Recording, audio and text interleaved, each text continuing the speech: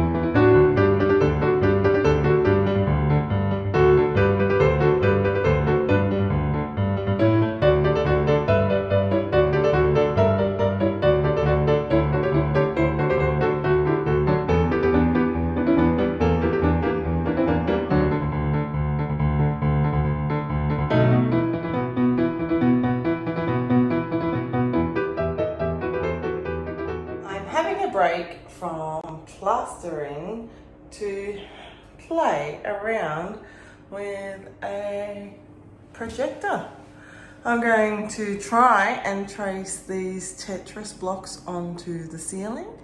The way that I've done that is I laminated a piece of laminate without any pages inside and traced my design onto it. And then I'm using this old school overhead projector to put it onto the ceiling. My challenge is going to be reaching up there to trace it without obstructing the light. Wish me luck.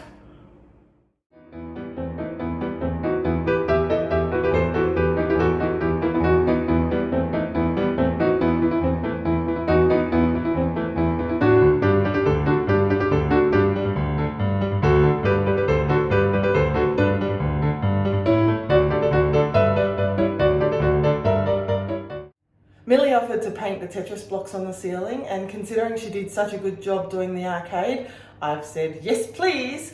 So I've put some plastic down to protect the things that need to be protected, and we've labelled the colours on the ceiling to make it nice and straightforward, and now she's going to start.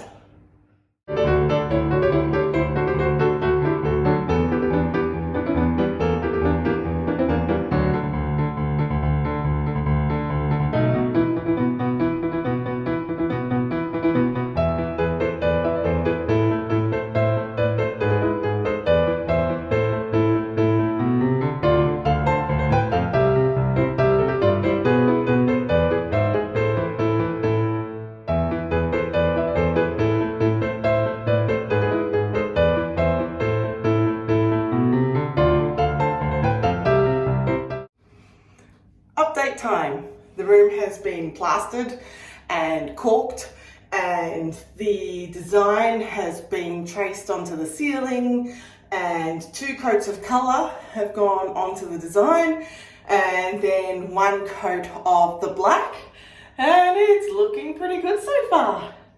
Except the caulk. I had wet area caulk, and because this is a bathroom, I thought, yes, that's the appropriate caulk to use. Little did I know that that means it's silicone, and I should have realised when it was messier to deal with than the regular caulk I've been using on every other room. But I went, no, that's the nature of the product, and I continued and did under the architrave and above the architrave and every other joint in the room. And as the paint went on, it wasn't quite right. And I've got Amelia to help with the colours, so I kind of blamed her workmanship, even though she's very capable. And I thought, well, when I do the black, it'll be better. And it wasn't. The paint hasn't adhered to the silicone. I've tried just caulking over that silicone, but some of it got smeared just onto the plaster, so it's messier than just in the corner. So you can see those white bits there. That's just where paint hasn't stuck to the silicone. So I went to Bunnings and I confessed my sins, and the lady there, she's very, very nice, recommended this. It says that it primes everything except silicone, but we thought we'd give it a go because the alternative was to pull it all down, and I wasn't prepared to do that. So yesterday I painted this primer on, I let it dry, and then I painted over it. It looked really, really hopeful when it went on because it stuck to the silicone, but then the paint over the top did not stick. It looked exactly the same. So I've resigned myself to taking all of the silicone off. I've been going for about 15 minutes. And so far, all I've managed to take off is that little area of brown. And I'm going back further than I did when I was sanding this place. So it's a very thorough job. So the tools that I've got at the moment is this Stanley knife you can see in my hand here. I'm using that in some places where it seems like it's the best option. But I also have down here a paint scraper, a cork remover, and sandpaper. None of those is perfect. It just, each different nook or cranny or surface requires a different thing, and it's just all about patience. So if you are going to cork somewhere that you intend to paint, please do not use silicone because you'll be in a world of pain. I'm not going to film this removal process for you, but I will tell you how long it takes, and I'm guessing it's going to be days. That's probably the good cork over the top of the silicone. Yep.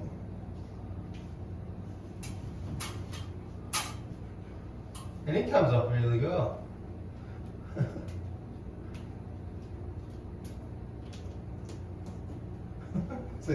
And I am done. Well, done scraping out the silicone. It's been about 3 days, not consecutive work, but there's been at least 8 hours put into scraping this.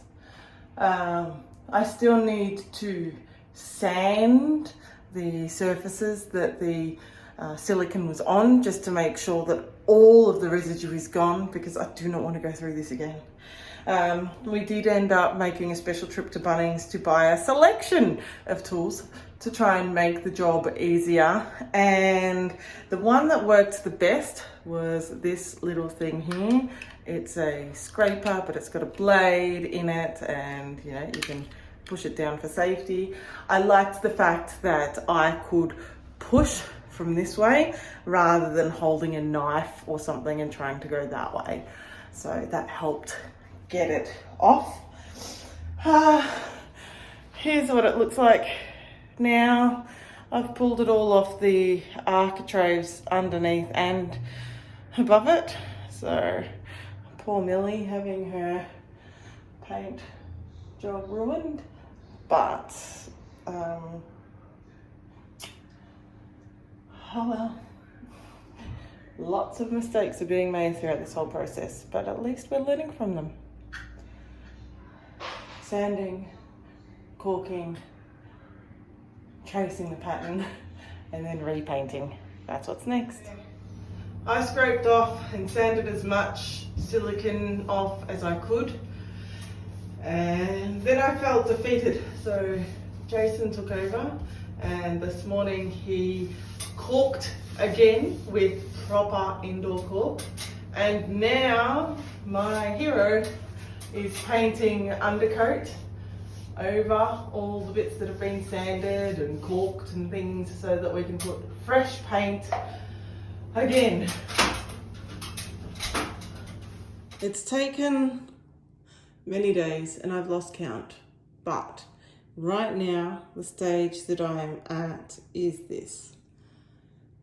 There are 2 coats of colour on the Tetris blocks. There is 2 coats of black in most of the areas on the ceiling, but only 1 in the areas that we had to re-caulk. So I will have to do another coat of that when the first coat is dry. But because most of it is basically cutting in, it takes a long time. I've been doing this for 3 hours. So it's probably time to start again where I started this morning. It'll be dry enough to do that.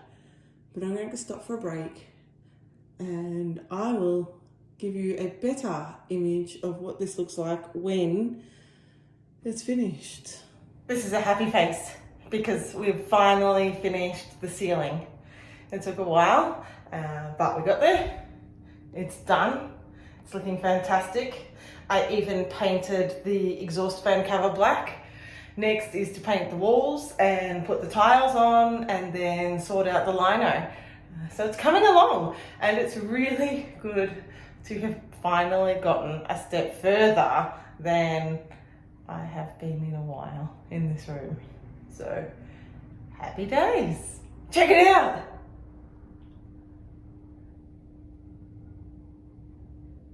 There'll also be a light shade coming too, so working on that.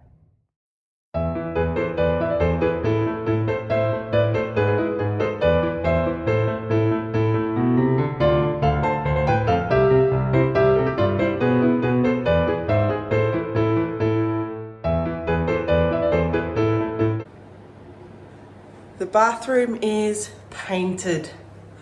We've even got a square light shade. So now the next job is to put these square mirrors on. And then after that we'll deal with the floor.